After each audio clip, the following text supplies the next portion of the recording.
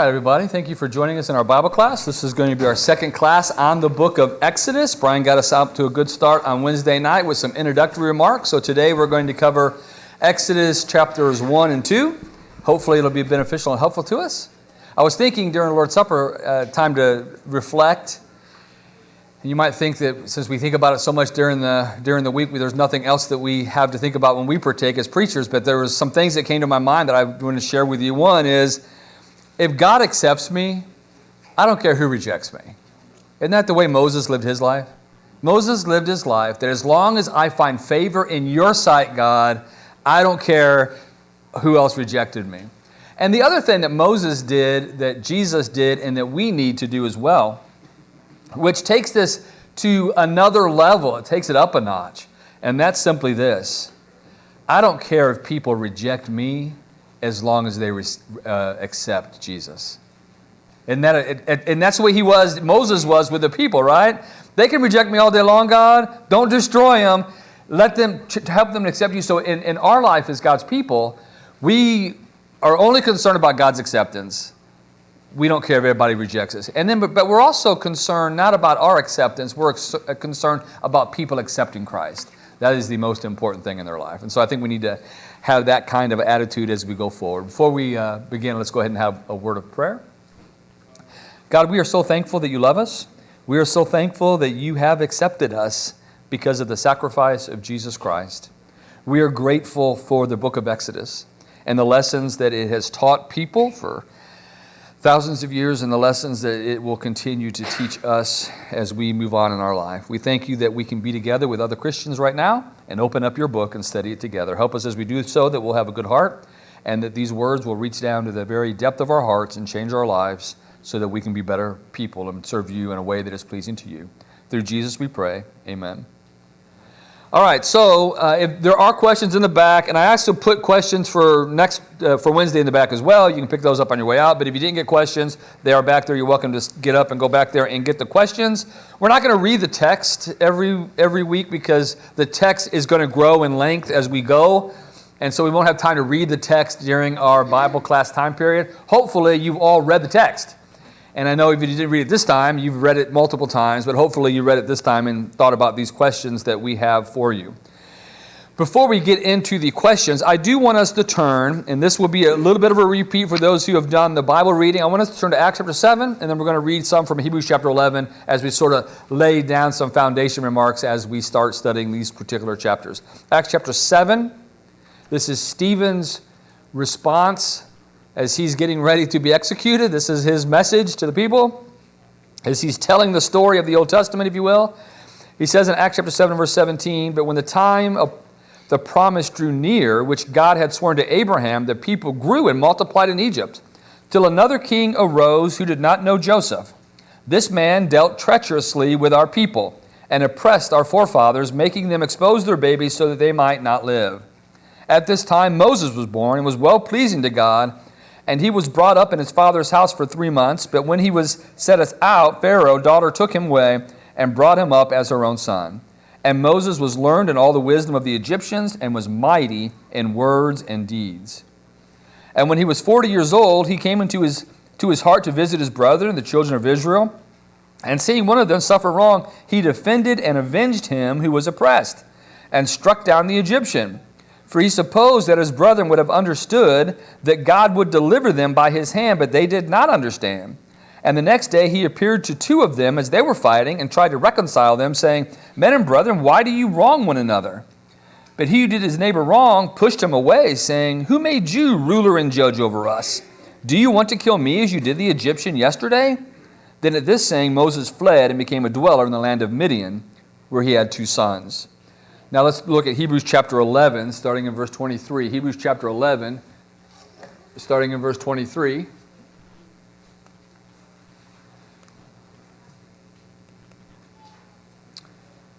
It says, "By faith Moses, when he was born, was hidden 3 months by his parents, because they saw he was a beautiful child. And they were not afraid of the king's command.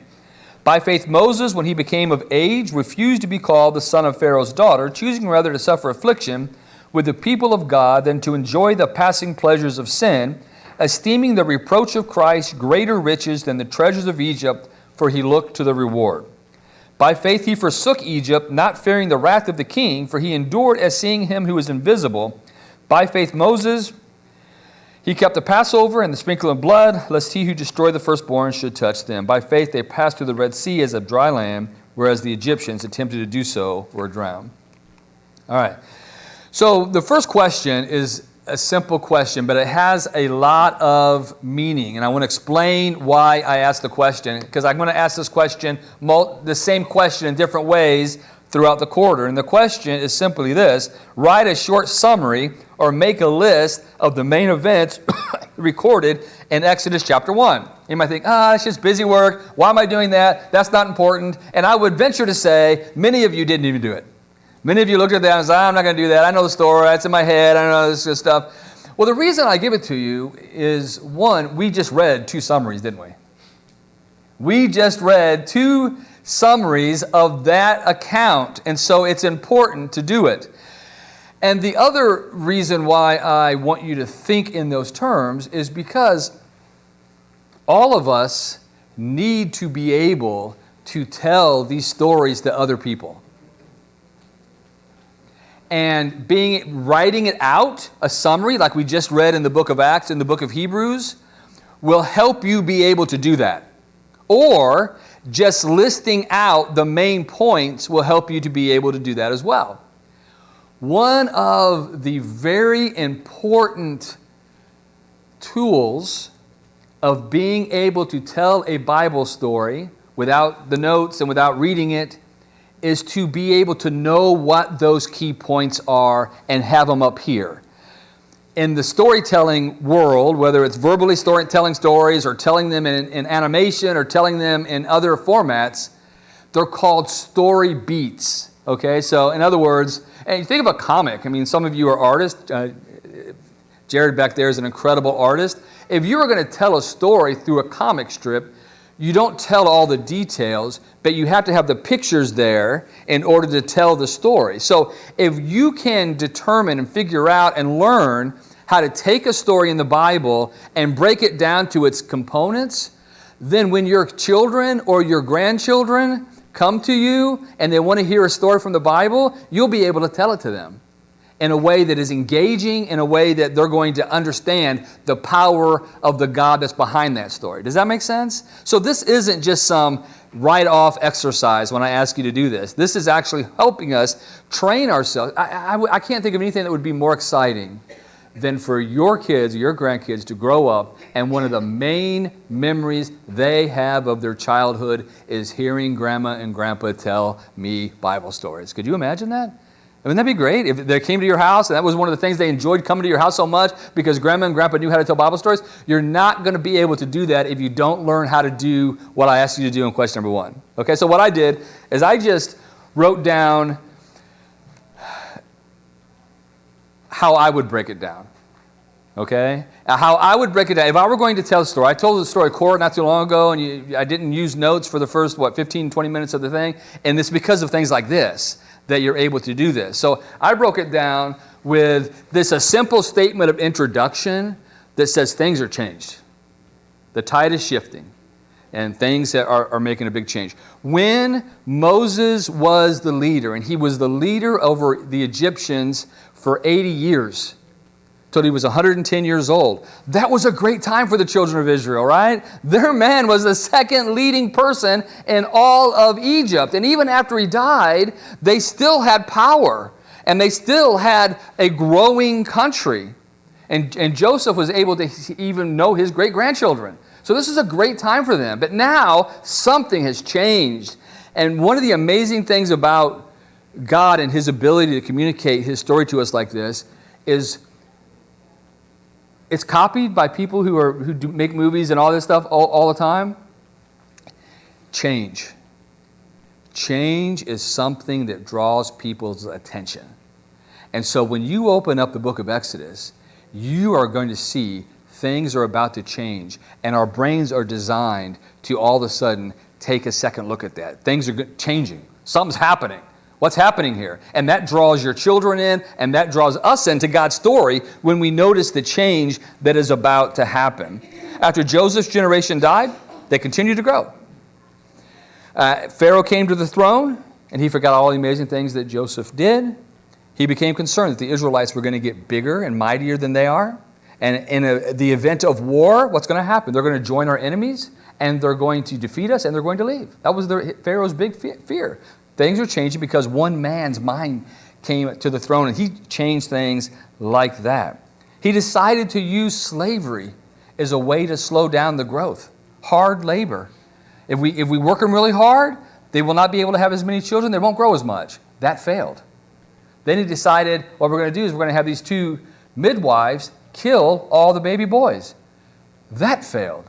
And then finally he says, in order to do this and make this work, we're going to tell all my people that if you see a male baby born from the Israelites, take that baby and throw him in the Nile River.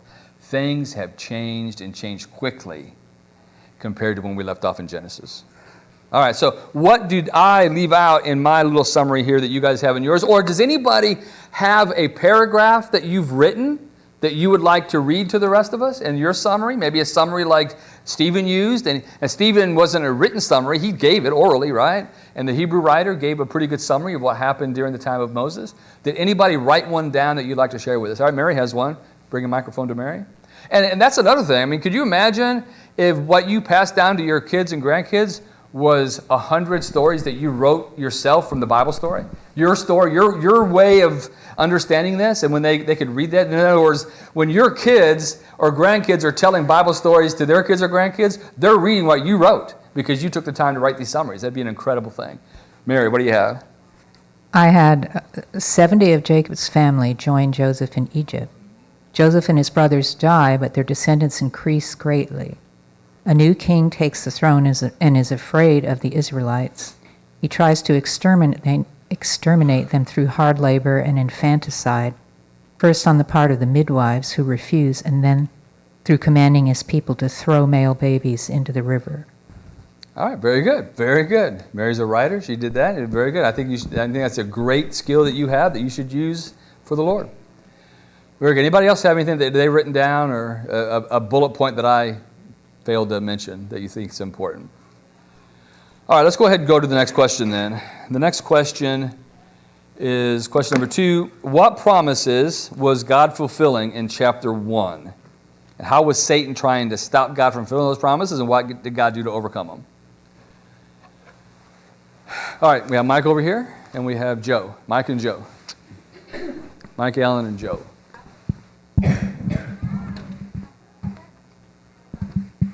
Mike had his hand up first, so we're going to let Mike go first. Sorry, Joe.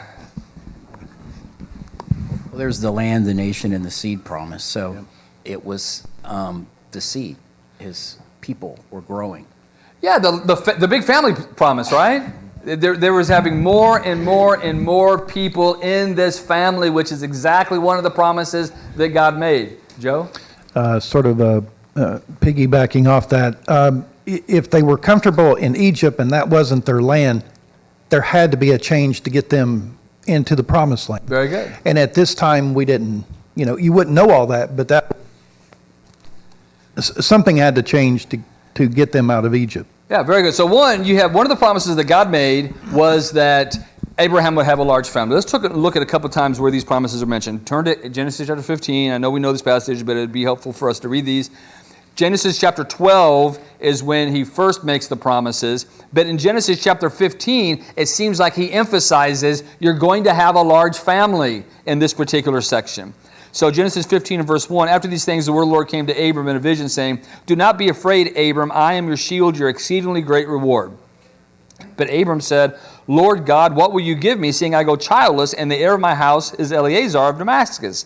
And Abram said, "Look, you have given me no offspring. Indeed, one born in my house is my heir. And behold, the word of the Lord came to him, saying, This one shall not be your heir, but one will come from your own body shall be your heir. Then he brought him outside and said, Look now toward heaven, and count the stars, if you are able to number them. And he said to him, So shall your descendants be. So, and now there's a sacrifice that's offered here, and there's this blood covenant in Genesis chapter 15. But in this chapter, God is emphasizing you are going to have a large family, when we're opening up in Exodus chapter 1, we're finding out God is keeping that promise to the nth degree. And in keeping that promise, it sparks fear in Pharaoh. So the idea he's going to have a big nation. And there are other times where this is mentioned specifically.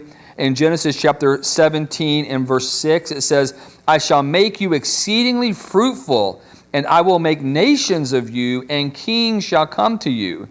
And then in Genesis 26, he mentions it to one of his descendants, and I shall make your descendants multiply as the stars of heaven. I will give to your descendants all these lands, and in the seed all the nations of the earth shall be blessed, because Abraham obeyed my voice and kept my charge, my commandments, my statutes, and my laws. So God is fulfilling that promise to Abraham, and it becomes very apparent in Exodus chapter 1 that that's what he's doing. Joe's point is, one of the second parts of that promise is that Egypt is not your land, Canaan is your land, and you have to go back to Canaan. And something had, if this doesn't happen, if a Pharaoh doesn't arise and put him in bondage, how long do you think they would have been perfectly content staying in Egypt in the position that they had with Joseph? It would be hard to convince them to leave, right? We like comfort. We like what we know. We like what we're familiar with. And so change has to there's got to be some reason for the change, and God is providing the reason to get them out of that land into the promised land. And we recall Joseph knew this was going to happen, and he says, take my bones with you when you go. So both of those promises God is really working at. Now, Satan's trying to stop this. And you think about this, of all the nations of the world at this point, who would Satan probably be spending most of his time focused on? I would think the ones the promise is going to come through, right? That is the key. And so Satan, time and time again, trying to stop this growth. And every time, Mary had a good explanation here, her story, every time that the growth was tried to put a halt to, what did God do? He made it happen more, right? It was like, I'll show you. You think that hard labor is going to stop me from allowing my people to grow? It says the more that they were mean and hateful, and the more labor they put them on, the harder that was. What was the result of that? The more they grew. So in other words, Pharaoh's hoping there's this inverse relation. The harder I am, the less the children of Israel are going to grow. What does God do? The harder you are on my people, the more they're going to grow. I'm going to see that. So all along, even in chapter 1, you see God fulfilling his promises, and Satan and Pharaoh or any of Satan's helpers is not going to stop that. So you think you can have two ladies kill all the babies? That's not going to happen. You think you can have all the Egyptians throw the male children in the river, and that's going to stop my promises? That's not going to stop them either. So we get a great deal about God keeping promises. Now, I have an extra bonus question in here that I didn't have on your question. And instead of saying, here's a question I forgot to ask, I'm just going to say, this is a bonus question. I'm giving you more than what you bargained for, okay? Because there's really three groups of people that I want to focus our attention on as we look at some of these stories. And one group is the people that lived through it. And I didn't put that in the question. The questions were the people who read it for the first time as it was in this format, and then us. So the three groups of people. The people that lived through the story, what would they have learned and lived through, and how would that have affected their lives? The people who opened up this Pentateuch that Moses wrote, what would their first readers of it, how would they have handled this? What would this have meant to them? And then what does it mean to us? So the extra question here is, how would the people living at the time have felt living through the events of Exodus chapter 1? Jason has one, and then Joe has one. You can get a microphone to Joe. Well, this is kind of weird because I had a comment about the people who lived through the time, but it was kind of a future comment. One, I think they would have questioned their relationship with God when bad things started happening to them. The more interesting thing to me is the reaction after God breaks them out. A bunch of them decide they wanted to go back to these horrendous conditions. And I have a hard time understanding that if you lived through a period where the government in charge of you, using you, working you, literally in some instances to death, and then killing your infants, how could you escape that and then want to go back? So I'm not so sure how badly they were impacted. I mean, I'm sure they were, but do you see what I'm saying? How can you be so badly abused and then want to go back to that? And we can talk all about how abuse becomes comfortable, but Yeah, I'll bring this up. The Torah, the Pentateuch, Brian, written by Moses. We all, I think, if Jesus quotes it and attributes it to Moses, that's enough evidence for most of us, right?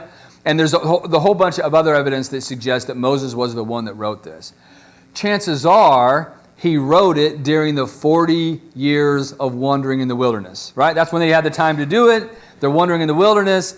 Then he takes the time to pen these books, put them in written format. Now, as we noted on Wednesday, these stories have been passed along orally for many, many years. Now Moses is writing them all down. So to Jason's point, which is going to lead us to our next group of people, the first readers. This goes for Genesis, Exodus, probably Leviticus, Numbers, and Deuteronomy.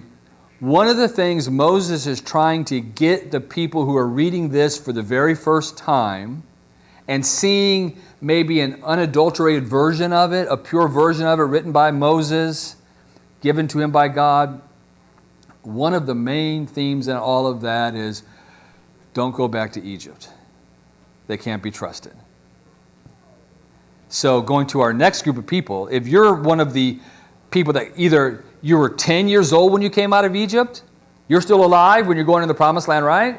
You have to be willing to have, and I call it, in my notes here, I put, it's sort of, Exodus chapter 1 to that group of people is almost like the burning of the boats. Moses wants them to have the burning of the boats mindset, you know. You land on the shore, you're taking the treasure, you don't want to leave any way out. Moses is telling this second generation, saying, hey, it's time to burn the Egypt boats. It's time to understand you can't go back there. And he's explaining to them, as Jason pointed out, you can't trust those people. Right? You can't trust those people. You might think you can trust them, but look how they treated you. They treated you okay for a while, but then they treated you terribly. Never think you can go back to them. Always trust the God that delivered you from them. Does that make sense? So I think that is a huge point for those first readers. Joe? I would think at first they would have not liked it at all because they Living were through it? The people living through it? Yeah, because that's your bonus sneaky question there. So they're going fine, and then all of a sudden a new king arose over Egypt who did not know Joseph, and he said to the people, behold the people, and he says, let's just, we're going to put them into slavery. Friday you're free and Monday you're in slavery. Well, what happened? I mean, let's recount the election. This is the wrong Pharaoh. And so they had to not like that. Yeah. I mean, can you imagine us tomorrow? You guys, we're all in slavery. Yeah. That's a great point. They would hate that. And this is a thing, a skill that we need to learn as we're reading this to put ourselves in the story and see what they would have felt. These people were not only were they free, but how does Pharaoh describe them? Mighty. They're mightier than us, and it could be that they were influential. You would think that Joseph probably would have left some mechanisms in place to keep God's people at least in the light of being needed. It could have been food, right? They were providing food. Whatever the case was, Pharaoh said these were mighty people, and just in no time at all, they go from being mighty people to being slaves. They go from being shepherds, that they've been doing that for hundreds of years, for generations. Now what are they? They're city builders. I mean, how would you like it if everything you were familiar with your entire career and what you were good at, what you made your living at, all of a sudden, in a second, was ripped away from you and say, no, Matt, you're no longer going to work at the hospital. You're going to go down, work heavy labor with a wheelbarrow and break up some concrete and haul some bricks. That would be tough. Remember what Gideon's response is when the angel tells him, mighty man of valor, and he tells him what he's going to do. What is Gideon's response about God? God is with you. What is Gideon's response? Remember? Yeah, what do you mean God is with us? If God is with us, we wouldn't be in this situation. I wouldn't be here hiding, threshing all this wheat on the winepress, and hiding all this stuff. The Lord is not with us. That would have to be a mindset of some of the people that were living. Where's God in all of this? Why are we going back? Now, it could be that they have sort of started becoming more idolaters at this point. And so the God of Abraham, Isaac, and Jacob, they knew about him, but they were being influenced a little bit by the culture in which they lived, which is something God always warned against. You go into that culture. I think they would have felt helpless.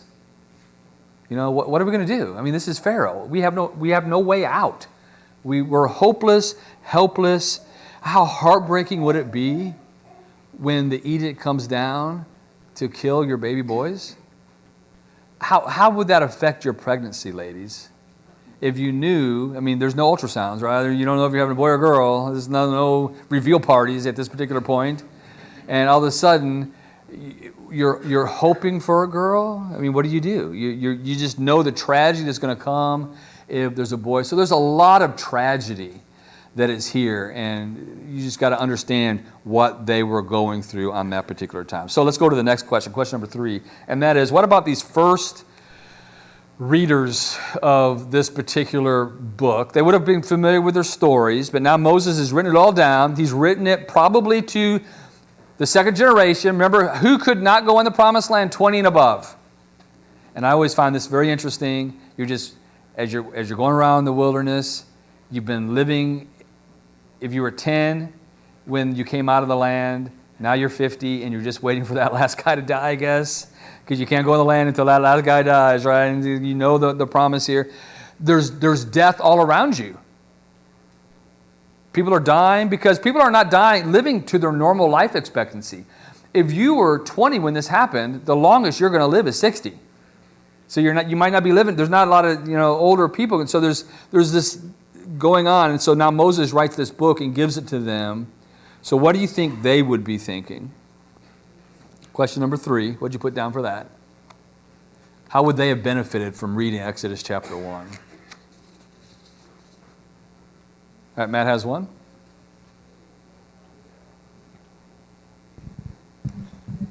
And Brian has one. I'm gonna cheat and answer both because it's the same answer for me. It's the uncertainty, seeing God in control and okay, how is this gonna work? I don't understand. We're slaves. We don't have anything. We're out in the wilderness. All this uncertainty. From a human physical perspective, this doesn't seem like this makes any sense. It's not gonna work out. And that's kind of, the older I get, it's that's more of the point. That is so that we rely on God because we have no clue in our little world, but God does. So here so when we feel that fear, that uncertainty, that anxiety, that's fine, that's valid, and we're supposed to take that to God and go, okay, God, I don't understand how this doesn't make any sense. I don't like it. I don't want to be a slave. This is not good and pleasant, but I'm going to take that to you. I'm going to trust you. It's hard. I don't understand, but I know you do. You are in control. Okay, let's whatever you say, let's do it, even though I don't understand. All right, so the first people reading it should say, okay, this helps me see that God is in control, even when I don't understand He's in control. I am going to be asked to go into a land and take a land that my fathers refused to take, and there's going to be a lot of uncertainty. I got to come back to the reality that God is in control and God's taking charge. And He told me to go take the city. I'm going to go take the city because that's what God wanted me to do, and He's powerful enough to do it. I think that would be, and that is answer to the next question too. That's a lesson for you too. That hey, when I'm facing uncertainty, I don't know what to do. I have to trust God because I know Exodus chapter 1, and I know they do make it in the promised land, and I know all these stories that they didn't have the chance to know. Brian? Yeah, in the ancient world, whenever something bad happened to you as a people, the assumption was the God that was over you as a people was weak and was powerless. And so the Exodus could help them as an apologetic for God, right? As a defense of God. Actually, the reason you're wandering in the wilderness right now is not because God is weak, but because of your sin and your unbelief in His power to deliver you. And I think that would be a huge motivator not only to continue to have faith in God, or to not lose faith in God, but to continue in the future to have faith in God, that He will give you the promised land if you'll not repeat the sins of your fathers. Yeah, absolutely. I mean, go take the promised land. And Moses writing those down, you're reading this, and you're one of the, maybe you want, your whole life, you're 30 years old. All you've known is wandering in the wilderness. You've heard these stories. Now, having them written down, and you're hearing these from Moses, and the whole one of the main points, or one of the points Moses is trying to get to this group of people, have faith in God. When it comes time, go take the land this time. Don't do what your fathers did. Know that God is in control and God's going to deliver. This would have been so powerful for them. Saying all the book of Exodus, and then especially Deuteronomy, as they recount some of the events that are happening in Exodus, to say, it's not because God is weak that you're in this wilderness. It's because your fathers had no faith. Don't be like them. Just go take the land. Joe? Yeah, you sort of said what I was going to say. I mean, they're looking back at Exodus 1 more historically. But they see, if they could put themselves in those people's shoes, okay, so Pharaoh wanted to put us in slavery and basically begin to break us down. That didn't work. Oh, I know. Well, we'll use the midwives. That didn't work. We'll put them in the Nile. That didn't work. And so it would build up a lot of faith from their perspective, saying that didn't work because God didn't want it to work. And we're living proof of God's divine nature and His keeping His promises of going, like Brian said, into that land. So, sort of paraphrasing what you said. But those three things, if they read Exodus 1, to me would have been very powerful. Yeah, very good, very good. Thank you. Mm-hmm. All right, let's go ahead. And a couple of things I have in here is, I would have been very impressed with these midwives for what they did to stand up against Pharaoh. That would have maybe gave me a little courage to stand up against these nations that I'm going in to try to take. I would have been encouraged to know that God knows how to deal with evil nations. I'm getting ready to go deal with a bunch of evil nations. God knows how to deal with evil nations. There's no nation. If think about this, if God can bring Pharaoh and Egypt down, what are these nations like that we're going in to take? And so it's this very faith building for them as they're reading it. So how does chapter 1 help you when you read Exodus chapter 1? Matt started us off here in times of distress or questioning and trouble. Trust God. What else? Does Exodus chapter 1 help you at all in your life?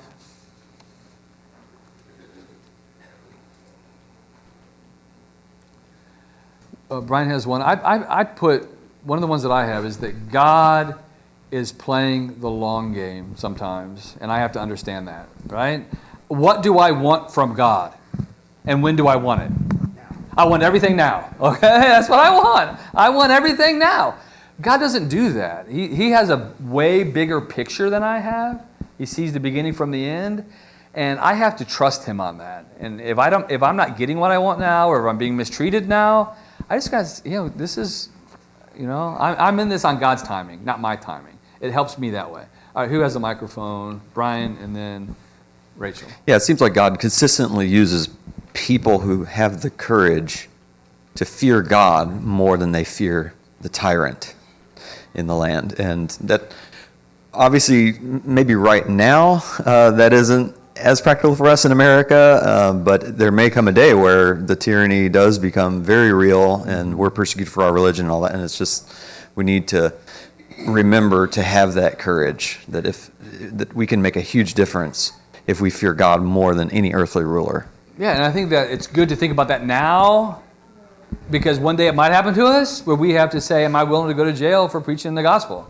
Right? Are we willing to be picketed outside by people who don't know the Lord? Are we willing to go through those hard times knowing God's in control? Are we willing to be people of courage? All right, Rachel, and then I think Mary has one. All right, go, Rachel. It's a good reminder that even in the worst possible situation, nothing can stop God's promises from being fulfilled. All right, very good. In the worst situations, nothing's going to stop God's promises. And are there going to be moments in your life where you're going to have to make a decision to burn the boats?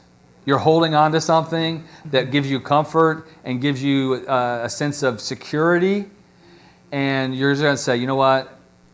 I'm going to have to get rid of that because that's stopping me from serving God totally and trusting Him totally. And those are moments I think we all have to face from time to time, right? In various areas. Mary?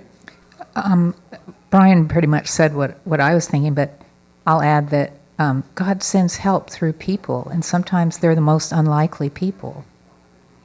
So Absolutely. Yeah, we're going to find out in chapter 3 that Moses didn't think he was the guy at that time. Mm-hmm. And then the midwives, what they were able to do, they're unlikely heroes in our story, but Right. we've talked about them in a sermon before, and unsung heroes, and they're just unsung heroes. And churches who grow are filled with unsung heroes, right? People who do a lot of things that no one knows about, and they're just doing what God wants them to do, and they're doing the right thing regardless of anything else.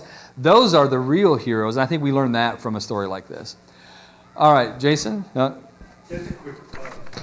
God's paying attention. Okay. That's comforting to me. He's paying attention.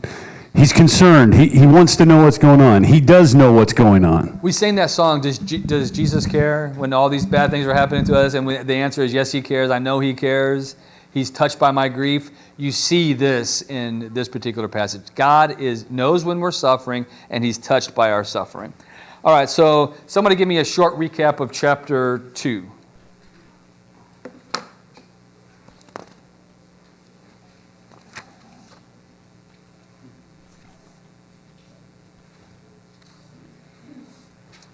Two people get married, and it's interesting.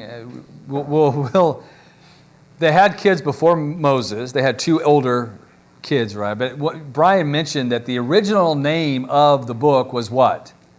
You remember? Not Exodus. It was the Book of Names, right? and it doesn't mention the names of Moses' parents. Isn't that weird? It mentions a whole bunch of other people's names, but it's introducing Moses' parents. You think significant people. It doesn't mention who they are until a later chapter, which we will deal with that when it comes about. So 2 people get married, and they have these 2 kids, and they have another kid. This kid's beautiful. Joy wants to do it. All right, Joy. Well, Moses is born and hidden by his mother for 3 months, and then she makes an ark of bulrushes, puts him in it, and places him in the Nile River, and with Miriam to watch over him. And then Pharaoh's daughter comes down, sees him, has compassion, and adopts him. And so he grows up, and she gets Moses' mother to care for him. And then as he's an adult, he kills an Egyptian who is beating an Israelite, and then he has to flee to Midian. And there he meets Jethro and his daughters, and he marries one of them. All right, very good. Thank you, Joy, for doing that. I appreciate that. And I hope Mary and Joy doing that encourages the rest of you to do that when we ask you to do that, because it is helpful to you to be able to put the story in your own words and to see that you have the meaning of it. So that it will be very helpful to you. So we go on to the next question then is, how would reading Exodus chapter 2 have helped the first recipients?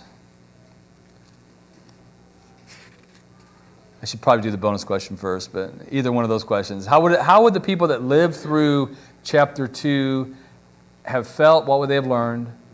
And then what would the first recipients of reading this letter in the future, right before they go in the promised land, how would they have benefited? Either one of those questions.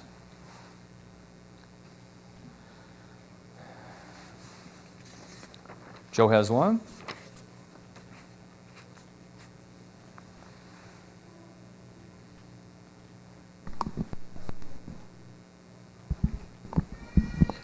God has a plan. So this is more for the people who would probably read it in the past, more of a historical perspective. But God has a plan, and it's going to come through Moses as you would start to read this. The people there, that would have been a scary time if you're having to put your 3-month-old son in the River Nile to protect him. I mean, I think that would be scary times for fathers, but really scary times for mothers. I can't imagine being a mother taking your 3-month-old son and saying the best place for him is to put him in the River Nile. That's some dire times. So, Yeah. That would be my thoughts. Yeah, if you're Moses' parents, I mean, things have to be going through your head. One is, I can't believe it's come to this. First of all, they have courage for 3 months to try to hide him at home. When they couldn't do that any longer, they take him and make this ark-type basket and put him in there, and they put him in the reeds of the Nile River. And at that point, you have no idea what's going to happen, right? You're trusting God, maybe. But think about this. How much would this have increased your faith when he's found by Pharaoh's daughter and she shows favor to him? I mean, anybody doing, Joe was talking about being time of terrible, anybody doing like a praise God dance at this point? I mean, if we can do that, just, yes, my baby boy has been found by Pharaoh's daughter and she didn't kill him. She has sympathy on him. My baby boy is going to live. This is great. And then how much more would you have been, I can't believe, God, how awesome you really are, that when Miriam says, you want me to go find a nurse, and she says, yeah, go find a nurse, and you come back to his mother and says, come, Pharaoh's daughter's going to let you nurse your own baby. And you come, you're like, Mom, so I think, just like good can change to bad in a snap of a finger, like we had in chapter 1. What did we learn from chapter 2? Bad can change to good in a snap of a finger as well, if we trust God going forward. So they have faith in God. As a matter of fact, the Hebrew writer says they had faith. They hit him, and they're being rewarded for that faith. Brian? Yeah, this is more about the first recipients, but later, I think it's in Numbers, where it says, Moses was the most humble man on the earth or whatever. So I don't think Moses is writing this like for this effect, but it would have had the effect of people trusting Moses more and wanting to follow him more, which is a good thing because he's their mediator between them and God largely. And they would have seen the point that the Hebrew writer makes, that, wow, Moses had everything. He was in the palace. And yet he gave all that up, became accused of being a murderer, right, on our behalf, and now he's wandering out here in the wilderness. He's stuck out here with us in the wilderness when he had it made in the shade, in Egypt. So I think that would help instill confidence in Moses as their leader, which of course he's going to pass them off to Joshua, and then Joshua is going to lead them as well. Yes. So you're reading this, and you realize, man, Moses really did do a lot for us. Moses gave up a lot to be part of our people. And as you continue to read, you're going to be more and more impressed. If you're reading this, you might be like, I didn't get this full view when my parents were telling me these stories exactly. I heard a lot of bad mouthing of Moses, in the tents. And maybe that was all unwarranted. Maybe we ought to listen to him. And as a matter of fact, when God is making the power change from Moses to Joshua, he goes, I am going to start to elevate you in the eyes of the children of Israel like I did Moses. And so you're going to have a similar sign of the Jordan River crossing, right? The water's going to stop and they're going to be able to go across. So they're getting ready to live that. And so in order to have an elevated view of Joshua, they're going to have an elevated view of Moses. And so this helps have an elevated view of Moses. And you mentioned that he says that Moses was the meekest man. It's written that Moses was the meekest man on the earth. Do you find a timid man here in chapter 2? A weak man? Sometimes meek and weak we think go together. Man, this guy killed an Egyptian and buried him in the sand, right? Because he was being mistreated. He did he refused to allow evil to happen when he saw evil happening. Sort of like the midwives. They refused to do what Pharaoh wanted because it was evil. Moses saw evil happening. He wanted to stop that evil, and he did. And then you also are going to have another occasion next in chapter 3 where it happens, where Moses shows he is a tough dude. He's not a wimp guy at all. He's a very formidable leader, and that would have been helpful for them as well. All right, so what about us? How does chapter 2 help you? We have 9 seconds. We're going to have to leave that one there. I just put, God's timing is always better than my timing, even when I don't like it. I have to learn that. Sometimes success